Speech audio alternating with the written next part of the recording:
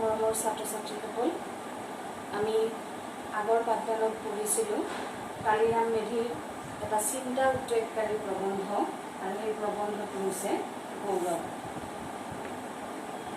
যে এই প্ৰবন্ধটোত কালিৰাম মেধিয়ে কৈছিল গৌৰৱ তুলনাৰ পৰা উপজে। যে যেতিয়া এজন মানুহক আন এজনৰ সৈতে তুলনা কৰা হয় তেতিয়া কি হয়, মানুহৰ গৌৰৱ উপজিব পাৰে। আৰু এই কথাটো লেখকে কৈছিল যে ৰাণীৰ অলংকাৰ আৰু বান্দিৰ বাঢ়নি দুয়োটা ক্ষেত্ৰতে প্ৰযোজ্য। সদায় দুজন ব্যক্তিৰ মাজত যেতিয়া তুলনা কৰা হয় তেতিয়া মানুহৰ গৌৰৱ উপজিব পাৰে। ৰাণীয়েও কি কৰে, ৰজাৰ পত্নী হোৱাৰ কাৰণে দামী অলংকাৰ পৰিধান কৰে আৰু নিজকে কি কৰে, অন্য নাৰীৰ লগত তুলনা কৰে, কাৰণ অন্য নাৰীয়ে সেই দামী অলংকাৰ পৰিধান নকৰে। গতিকে ৰাণীয়ে নিজকে সেই অন্য নাৰীৰ লগত তুলনা কৰি কি কৰে, গৌৰৱবোধ কৰে। ঠিক তেনেদৰে এগৰাকী বান্দিয়েও গৌৰৱবোধ কৰিব পাৰে নিজৰ হাতত থকা বাঢ়নিতাৰৰ কাৰণে, কাৰণ সেই বাঢ়নিতাৰৰ জৰিয়তে বান্দিগৰাকীয়ে কি কৰে, গৃহস্থৰ চোতাল ঘৰ আদি কি কৰে, সাৰি মুচি নিকা কৰি থয়, চাফা কৰি থয়। আৰু বান্দিগৰাকীৰ হাতত বাঢ়নিতাৰ থকা কাৰণে যেন বান্দিগৰাকীৰ সমাজত স্থান আছে। গতিকে লেখকে কৈছে যে ৰাণী এগৰাকীয়েও নিজৰ অলংকাৰক লৈ গৌৰৱ কৰিব পাৰে, ঠিক তেনেদৰে বান্দি এগৰাকীয়েও কি কৰিব পাৰে, নিজৰ বাঢ়নিতাৰক লৈ গৌৰৱবোধ কৰিব পাৰে। গতিকে প্ৰত্যেকজন মানুহে গৌৰৱ কৰাৰ কাৰণে কিছুমান নিৰ্দিষ্ট কাৰণ বিচাৰি পায় বুলি লেখকে উল্লেখ কৰিছে। আৰু তাৰপিছত আমি পাইছিলোঁ গৌৰৱ উৎপন্ন হোৱা তিনিবিধ ঠাইৰ কথা লেখকে কৈছিল, আৰু সেই তিনিবিধ ঠাইৰ প্ৰথমবিধ ঠাই আমি আগৰ পাঠদানত পঢ়িছোঁ। ইয়াতে কৈছিল যে গৌৰৱ উৎপন্ন হয় তিনি ঠাইৰ পৰা, সেই তিনিটা ঠাই হৈছে সৌভাগ্য, শৰীৰ আৰু মন। গতিকে আমি সৌভাগ্যৰ বিষয়ে আগৰ পাঠদানত পঢ়িছিলোঁ, তোমালোকৰ নিশ্চয় মনত আছে। আৰু লেখকে কৈছিল সৌভাগ্যৰ পৰা জন্ম, ধন আৰু মান আহে। জন্মৰ কথা কওঁতে কৰ্ণৰ উদাহৰণ, বিশ্বামিত্ৰৰ উদাহৰণ, মই ইয়াতে কাহিনীবিলাক কৈছিলোঁ, নিশ্চয় তোমালোকৰ মনত আছে। গতিকে আমি সৌভাগ্যৰ পৰা কেনেদৰে জন্ম, ধন আৰু মান আহে এই বিষয়ে আগৰ পাঠদানত আলোচনা কৰিছোঁ। এতিয়া আজি আমি পঢ়িম গৌৰৱ উৎপন্ন হোৱা দ্বিতীয়বিধ ঠাই, আৰু সেই দ্বিতীয়বিধ ঠাই হৈছে শৰীৰ। শৰীৰৰ কথা আজি আমি আলোচনা কৰিম। মই আগৰ পাঠদানত যিখিনি পঢ়াইছিলোঁ তাৰ কুৱেশ্যনখিনিও তোমালোকক দিছোঁ, গতিকে তোমালোকে নিশ্চয় লিখি লৈছা। এতিয়া আজি চাবা যে গৌৰৱ উৎপন্ন হোৱা দ্বিতীয়বিধ ঠাই হৈছে শৰীৰ। আৰু ইয়াতে লেখকে কৈছে যে শৰীৰৰ তিনিটা গুণৰ পৰা গৌৰৱ উপজিব পাৰে।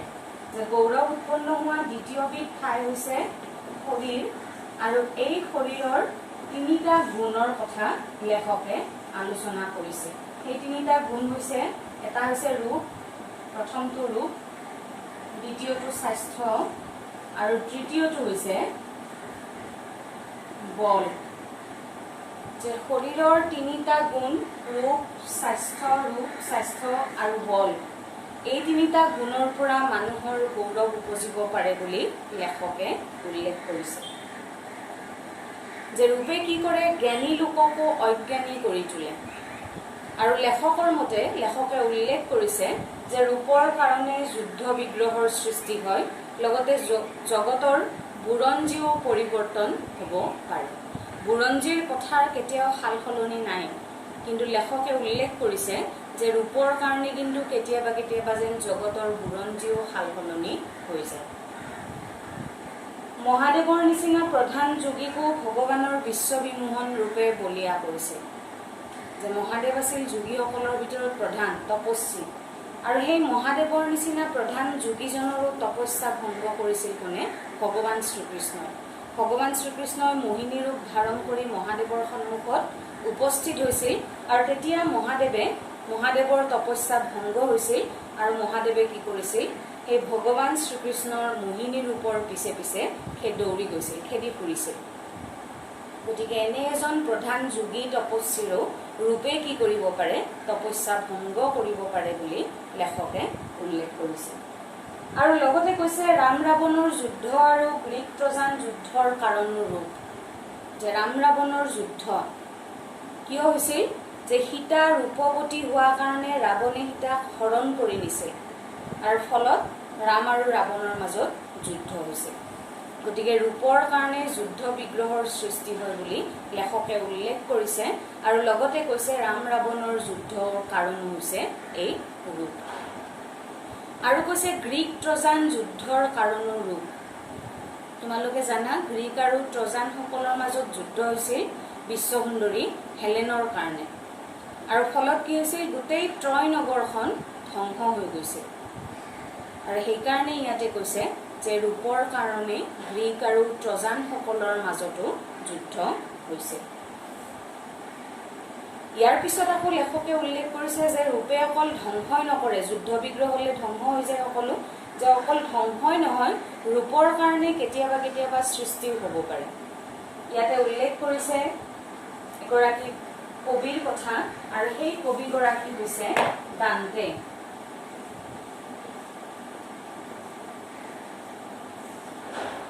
দান্তে দান্তে আছিল ইটালীৰ বিশ্ববিখ্যাত কবি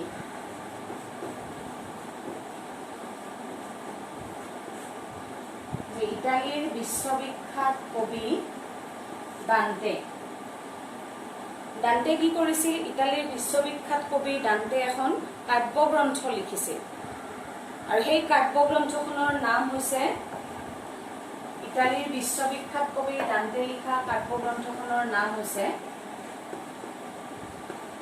ডিভাইন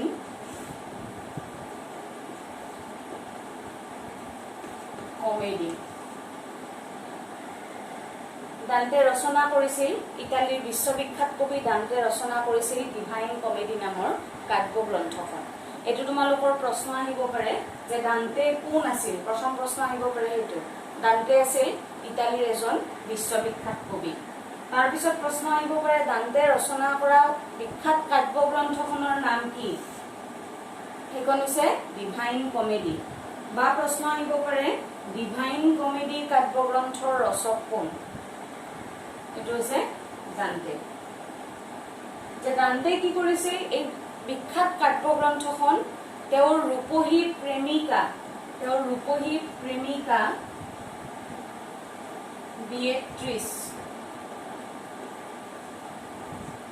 তেওঁৰ ৰূপহী প্ৰেমিকা বিয়েট্ৰিছক উপলক্ষ্য কৰি এই ডিভাইন কমেডি নামৰ কাব্যগ্ৰন্থখন ৰচনা কৰিছিল এইটো প্ৰশ্ন আহিব পাৰে তোমালোকৰ যে দান্তে কাক উপলক্ষ্য কৰি তেওঁৰ বিখ্যাত কাব্যগ্ৰন্থ ডিভাইন কমেডি সৃষ্টি কৰিছে যে দান্তে তেওঁৰ ৰূপহী প্ৰেমিকা বিয়েট্ৰিছক উপলক্ষ্য কৰি ডিভাইন কমেডি নামৰ কাব্যগ্ৰন্থখন ৰচনা কৰিছে গতিকে আমি ক'ব পাৰো যে ৰূপে কি কৰে অকল ধ্বংসই নকৰে ৰূপৰ কাৰণে সৃষ্টিও হ'ব পাৰে আৰু ইয়াৰ উদাহৰণ হৈছে দান্তেৰে বিখ্যাত কাব্যগ্ৰন্থখন ইয়াৰ পিছত কৈছে যে ৰূপৰ কিবা আচৰিত চুম্বক শক্তি আছে কিন্তু তোমালোকৰ ব্যাখ্যা আহিব পাৰে ৰূপৰ কিবা আচৰিত চুম্বক শক্তি আছে যে চুম্বকৰ যিদৰে আকৰ্ষণ কৰিব পৰা শক্তি থাকে লোহে টুকুৰাত যেতিয়া কি কৰে চুম্বক টুকুৰে আকৰ্ষণ কৰে লাগি ধৰে ঠিক তেনেদৰে ৰূপেও কি কৰিব পাৰে মানুহক যেন আকৰ্ষিত কৰিব পাৰে আৰু সেইকাৰণে ৰূপক চুম্বকৰ নিচিনা শক্তি থকা বুলি উল্লেখ কৰা হৈছে হিৰোৰ লাৱণ্য শক্তিৰ প্ৰভাৱত লিয়েণ্ডাৰে হেলিস্পট সাগৰ সাঁতুৰি পাৰ হ'বলৈ ভয় নকৰিছিল হিৰো হৈছে এগৰাকী অপূৰ্ব সুন্দৰী তোমালোকৰ কিতাপখনৰ পিছফালে টুকাবিলাক দিয়া আছে তাতে তোমালোকে এবাৰ চাই ল'বা আৰু মই কৈয়ে গৈছো পঢ়াওতে গতিকে এনেকুৱা প্ৰশ্নবিলাক তোমালোকৰ চমু প্ৰশ্ন আহিব পাৰে হিৰো কোন হিৰো হৈছে এগৰাকী অপূৰ্ব সুন্দৰী আৰু প্ৰশ্ন আহিব পাৰে হিৰোক পাবলৈ লিয়েণ্ডাৰে কি সাগৰ সাঁতুৰি পাৰ হৈছিল হিৰোক পাবলৈ লিয়েণ্ডাৰে কি সাগৰ সাঁতুৰি পাৰ হৈছিল আৰু সেই সাগৰখন হৈছে হেলিস্পট যে হিৰোক পাবৰ কাৰণে হিৰো অপূৰ্ব সুন্দৰী আছিল আৰু এই অপূৰ্ব সুন্দৰী হিৰোক পাবলৈ লিয়েণ্ডাৰে হেলিস্পট সাগৰ সাঁতুৰি পাৰ হৈছিল। সাপ যেনেকৈ যোগীৰ মন্ত্ৰক মুগ্ধ হয়, মানুহো তেনেকৈ ৰূপত মুগ্ধ হয়। যে যোগী এজনে সাপডালক কি কৰিব পাৰে? মুগ্ধ কৰিব পাৰে, মন্ত্ৰ মাতি পেলাই মুগ্ধ কৰিব পাৰে। ঠিক তেনেদৰে ৰূপেও কি কৰে? ৰূপতো যেন মানুহ মুগ্ধ হৈ পৰে, মোহিত কৰে। যে মানুহে ধুনীয়া দেখা পালে, কিবা এটা ধুনীয়া বস্তু দেখা পালে সেই বস্তুটোৰ প্ৰতি মানুহ এজন আকৰ্ষিত হৈ পৰে। এই ৰূপৰ বলতে বহুতে বহুত ঠাইত মান আৰু ভক্তি পায় আৰু ৰূপৰ কাৰণে কি হয়? বিভিন্নজনে সন্মান পায় আৰু লগতে ভক্তিও লাভ কৰিবলৈ সক্ষম হয়। আৰু ইয়াৰ উদাহৰণ হিচাপে লেখকে উল্লেখ কৰিছে মহাপুৰুষ শ্ৰীমন্ত শংকৰদেৱৰ কথা। যে মহাপুৰুষ শ্ৰীমন্ত শংকৰদেৱৰ যি শান্ত মূৰ্তি, সেই শান্ত মূৰ্তি দেখা পাই পেলাই তেওঁৰ শিষ্যসকলে তেওঁৰ প্ৰতিদ্বন্দ্বীসকলেও কি কৰিছিল? মহাপুৰুষ শংকৰদেৱৰ শিষ্যত্ব গ্ৰহণ কৰিছিল। গতিকে ৰূপৰ কাৰণে বিভিন্নজনে সন্মান আৰু ভক্তিও লাভ কৰিব পাৰে বুলি লেখকে উল্লেখ কৰিছে। ৰূপৰ প্ৰভাৱতে মহম্মদক বধ কৰিবলৈ উদ্যত শত্ৰুৰ হাতৰ তৰোৱালো খহি পৰিছে। যে হজৰত মহম্মদক বধ কৰিবলৈ অহা শত্ৰুৰ হাতৰ তৰোৱালখনো খহি পৰিছিল তেওঁৰ মহম্মদৰ ৰূপ দেখা পায়। তেওঁৰ সেই অপূৰ্ব সৌন্দৰ্য দেখা পাই পেলাই হাতৰ তৰোৱালো যেন শত্ৰুৰ খহি পৰিছিল। গতিকে লেখকে উল্লেখ কৰিছে যে শৰীৰৰ এই গুণ, প্ৰথমটো গুণ সেইটো হৈছে ৰূপ। ৰূপে মানুহক গৌৰৱৰ পাত্ৰ কৰি তুলিব পাৰে। ইয়াৰ পিছত লেখকে উল্লেখ কৰিছে যে ৰূপ হৈছে ঈশ্বৰ দত্ত, যে ভগৱানে দিয়া বস্তু। কামদেৱ, এণ্ডিমিয়ান, তিলোত্তমা আৰু হেলেনৰ ৰূপ মাধুৰী নিজৰ আৰ্জিত নহয়। কামদেৱ কোন?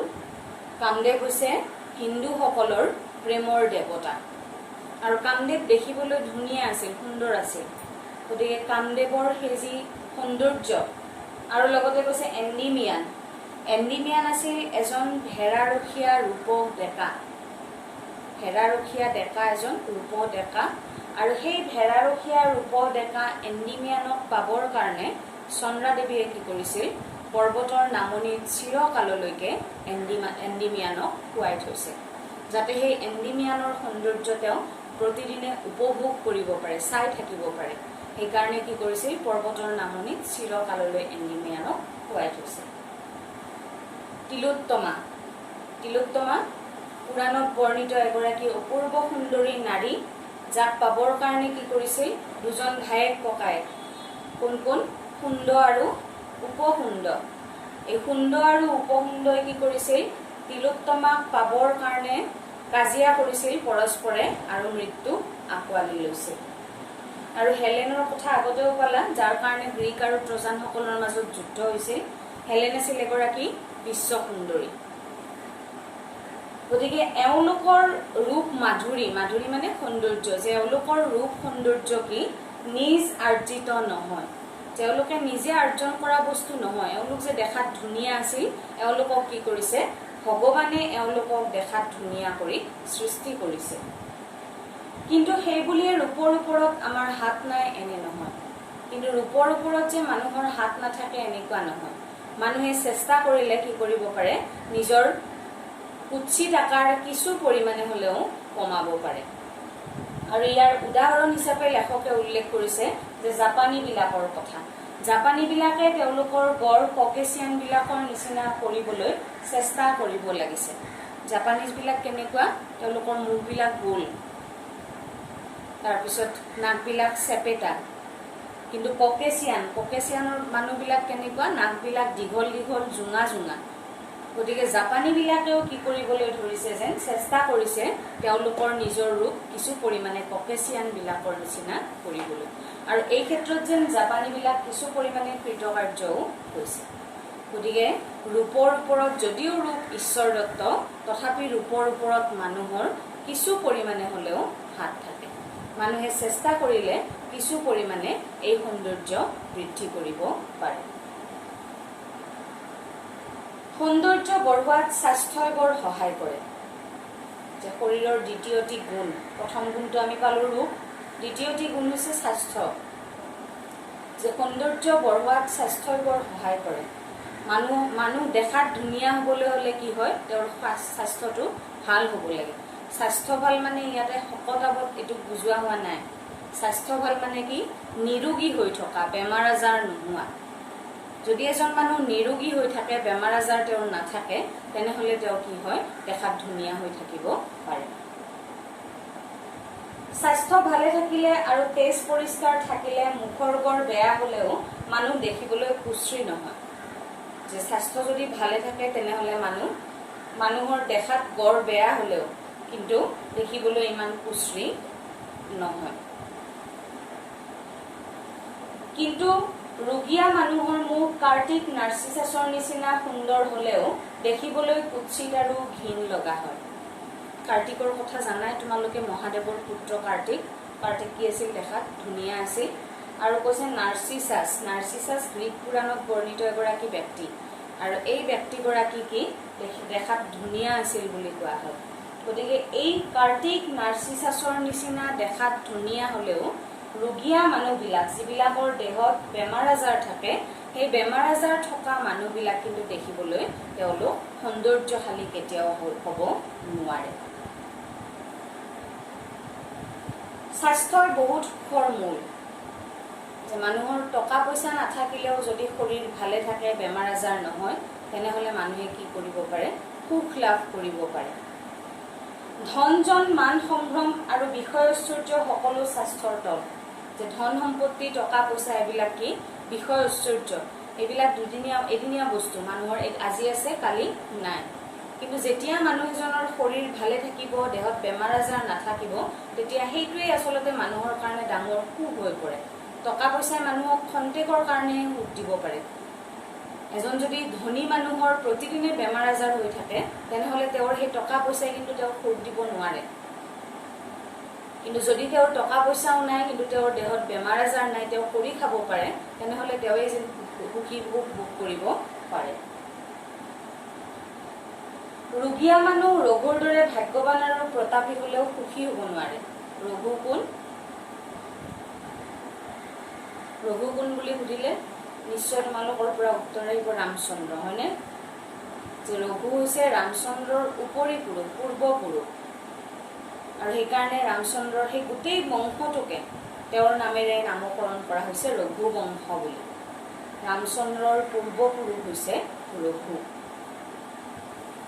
যে ৰোগীয়া মানুহ ৰঘুৰ দৰে ভাগ্যৱান আৰু প্ৰতাপী হ'লেও সুখী হ'ব নোৱাৰে। যে এজন বেমাৰী মানুহ, ৰোগীয়া মানে বেমাৰ আজাৰ হৈ থকা, যে এনেকুৱা এজন বেমাৰী মানুহ ৰঘুৰ দৰে ভাগ্যৱান, যে তেওঁৰ নিচিনা ভাগ্যৱান বা প্ৰতাপী হ'লেও, শক্তিশালী হ'লেও কিন্তু তেওঁ পৃথিৱীত সুখ লাভ কৰিব নোৱাৰে। স্বাস্থ্যৰ অভাৱ বা ৰোগক একৰকম নৰক যন্ত্ৰণা বুলিব পাৰি। যে স্বাস্থ্যৰ অভাৱ, বেমাৰ আজাৰ হৈ থকাটো আৰু ৰোগ যন্ত্ৰণাক একৰকম নৰক বুলিয়ে ক'ব পাৰি। আমি বিশ্বাস কৰোঁ মানুহে যে আমাৰ মৃত্যুৰ পিছত কি হয়, দুখন ঠাই আছে, স্বৰ্গ আৰু নৰক। যে ভাল কাম কৰিলে স্বৰ্গত যায় আৰু বেয়া কাম কৰিলে নৰকত ঠাই পায় বুলি মানুহে কয়, এইটো বিশ্বাস আমাৰ। গতিকে ইয়াতে কৈছে যে যদি স্বাস্থ্যৰ অভাৱ থাকে, তেনেহ'লে মানুহে এই পৃথিৱীত থাকিয়েই নৰক যন্ত্ৰণা ভোগ কৰাৰ নিচিনা হয়। প্ৰতিদিনে যদি এজন মানুহৰ বেমাৰ আজাৰ হৈ থাকে, তেনেহ'লে তেওঁ যেন আৰু অন্য যন্ত্ৰণা, দুখ যন্ত্ৰণা নালাগে, সেইখিনিয়ে তেওঁলোকৰ কাৰণে যথেষ্ট। নৰকত যেনেকৈ পাপী মানুহক যমদূতে শাস্তি দিয়া বুলি কোৱা হয়, সেই শাস্তিখিনি পৃথিৱীতে যেন সেই মানুহজনে ভোগ কৰে। জমপুৰীৰ নৰক আৰু পৃথিৱীৰ ৰোগ যন্ত্ৰণা একে। জমপুৰীত যেনেদৰে নৰকত যেনেদৰে যমৰজাই শাস্তি দিয়ে, ঠিক তেনেদৰে এই পৃথিৱীতে বেমাৰ আজাৰ হৈ থাকিলে প্ৰতিদিনে মানুহজনে দুখ কষ্ট পায়, যন্ত্ৰণা পায়। কিয়নো মৃত্যুৰ পিছত কি আহে আমি ভালকৈ নাজানো, যিবিলাক আমাৰ বিশ্বাসহে, কিন্তু মৃত্যুৰ পিছত আমাৰ শৰীৰটোৰ কি হয় আমি এই কথা উপলব্ধি কৰিব নোৱাৰোঁ, আমি গম নাপাওঁ। মানুহজনৰ মৰাৰ পিছত তেওঁ আৰু গম নাপায় তেওঁৰ শৰীৰটো কলৈ গ'ল। গতিকে সেই যন্ত্ৰণাখিনি উপলব্ধি কৰিব তেওঁ নোৱাৰে। কিন্তু জীয়াই থাকোঁতে মানুহে যিখিনি দুখ যন্ত্ৰণা পায় সেইখিনি আমি উপলব্ধি কৰিব পাৰোঁ, অনুভৱ কৰিব পাৰোঁ। গতিকে কৈছে যে মৃত্যুৰ পিছত কি আহে যিহেতু আমি ভালকৈ নাজানো, কিন্তু আমি ৰোগ হ'লে যে আমি প্ৰত্যেকে কষ্ট পাওঁ তাক আমি সকলোৱে জানো। গতিকে সেই দুখ কষ্টখিনি আমি কিন্তু অনুভৱ কৰিব পাৰোঁ। এতেকে ৰূপ আৰু স্বাস্থ্য গৌৰৱৰ কাৰণ বুলি ক'ব পাৰি। আৰু সেইকাৰণে লেখকে উল্লেখ কৰিছে যে শৰীৰৰ এই দুটা গুণ, ৰূপ আৰু স্বাস্থ্য, সৌন্দৰ্য আৰু স্বাস্থ্য, এই দুয়োটাকে গৌৰৱৰ কাৰণ বুলি আমি ক'ব পাৰোঁ। ইয়াৰ পিছত শৰীৰৰ তৃতীয়টি গুণ, আৰু সেইটো হৈছে বল। বলৰ কথা লেখকে উল্লেখ কৰিছে। শৰীৰৰ দুটা গুণ পঢ়িলোঁ আমি, ৰূপ আৰু স্বাস্থ্য। আৰু তৃতীয়টি গুণ হৈছে শাৰীৰিক বল, যে শাৰীৰিক বলেও এজন মানুহক গৌৰৱৰ পাত্ৰ কৰি তুলিব পাৰে। আৰু ইয়াতে উদাহৰণ দিয়া হৈছে ভীম আৰু হাৰকিউলিছৰ কথা। ভীমৰ কথাটো প্ৰত্যেকেই জানাই, ভীম বলি আছিল। আৰু তাৰপিছত কৈছে হাৰকিউলিছৰ বল কোনে গৌৰৱৰ বিষয় নহয় বুলিব। হাৰকিউলিছ, পিছফালে তোমালোকৰ চমু টোকা দিয়াই আছে, মই আগতেও কৈছোঁ এইবিলাক তোমালোকৰ প্ৰশ্ন আহিব পাৰে। হাৰকিউলিছ হৈছে গ্ৰীক পুৰাণত বৰ্ণিত মহাবলী বীৰ। গ্ৰীক পুৰাণত বৰ্ণিত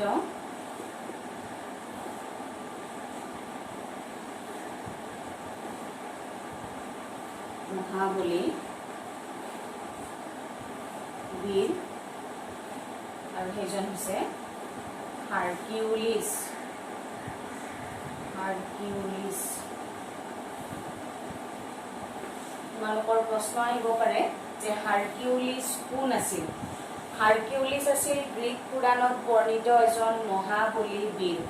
আৰু এই বীৰজনে কি কৰিছিল? 12টা অসাধাৰণ কাম কৰিছে। কি কি অসাধাৰণ কাম সেইটো উল্লেখ কৰা নাই ইয়াতে, তোমালোকে এইখিনি জানি থোৱা যে হাৰকিউলিছ আছিল গ্ৰীক পুৰাণত বৰ্ণিত এজন মহাবলী বীৰ। আৰু এই বীৰজনে কি কৰিছিল?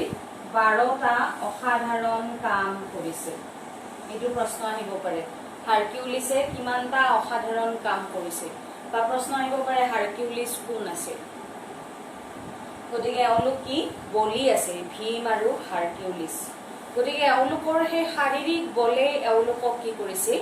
গৌৰৱৰ পাত্ৰ কৰি তুলিছে।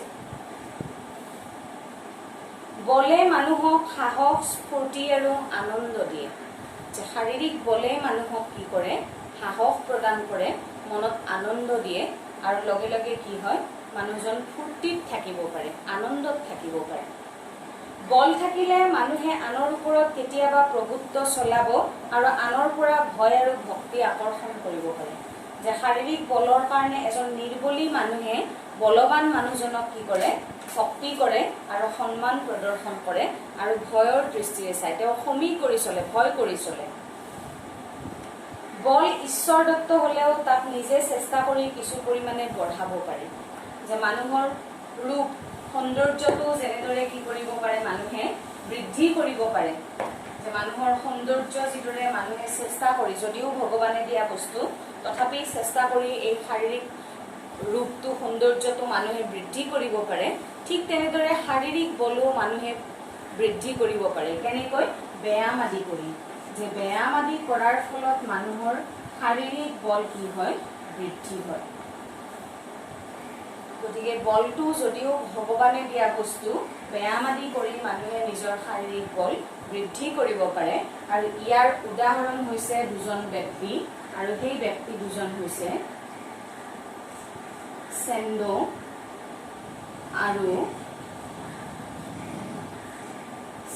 আৰু প্ৰফেচাৰ ৰামমূৰ্তি। চেন্দু আৰু প্ৰফেচাৰ ৰামমূৰ্তি। এই চেন্দু আৰু প্ৰফেচাৰ ৰামমূৰ্তি আছিল দুজন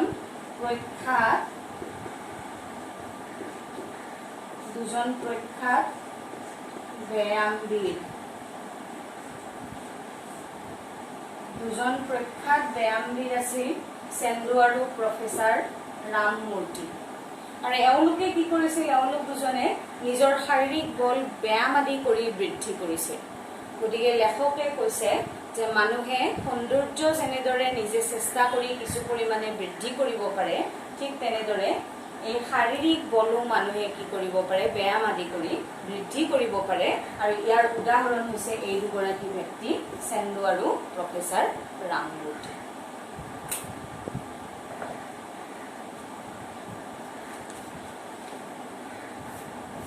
গতিকে এওঁলোকৰ বল কি, নিজ চেষ্টাৰ ফল।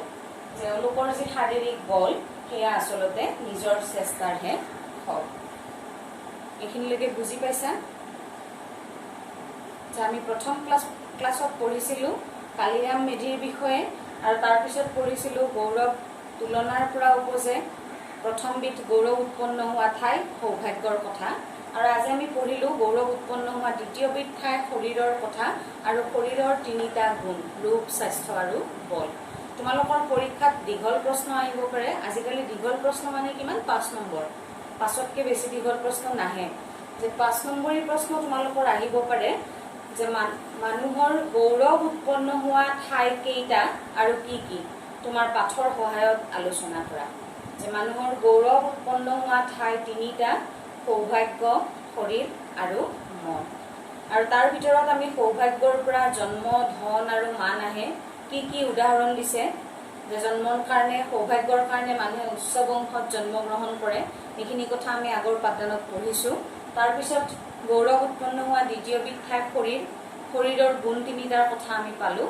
গতিকে গৌৰৱ উৎপন্ন হোৱা দুবিধ ঠাইৰ কথা আমি ইতিমধ্যে আলোচনা কৰিম। ইয়াৰ ভিতৰত চমু প্ৰশ্ন তোমালোকৰ আহিব পাৰে। কামদেৱ কোন আছিল, এণ্ডিমিয়ান কোন আছিল, তিলোত্তমা কোন, কৈ গৈছোৱে মই। তাৰপিছত হিৰো কোন আছিল, হিৰোক পাবলৈ লিয়েণ্ডাৰে কি সাগৰ সাঁতুৰি পাৰ হৈছিল, দান্তে কোন আছিল, ডিভাইন কমেডি কাব্যগ্ৰন্থৰ ৰচক কোন, দান্তেৰ ডিভাইন কমেডি কাক উপলক্ষ কৰি সৃষ্টি হৈছিল বা ৰচনা কৰিছিল, ভীম আৰু হাৰকিউলিছ কোন আছিল, এইটো প্ৰশ্ন আহিব পাৰে।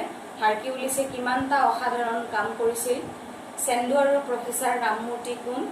গতিকে এনেকুৱা প্ৰশ্নবিলাক তোমালোকৰ চমু প্ৰশ্নবিলাক পৰীক্ষাত আহিব পাৰে। আৰু ব্যাখ্যা আহিব পাৰে যে ৰূপৰ কিবা আচৰিত চুম্বক শক্তি আছে। আৰু আগৰ এটা ব্যাখ্যা মই তোমালোকক দিছোঁৱে, সেইটো হৈছে আজিকালি ধনে আলাউদ্দিনৰ বন্তি। এইখিনিলৈকে নিশ্চয় বুজি পাইছা। আৰু ইয়াৰ পিছত লেখকে গৌৰৱ উৎপন্ন হোৱা তৃতীয়বিধ ঠাইৰ কথা উল্লেখ কৰিব।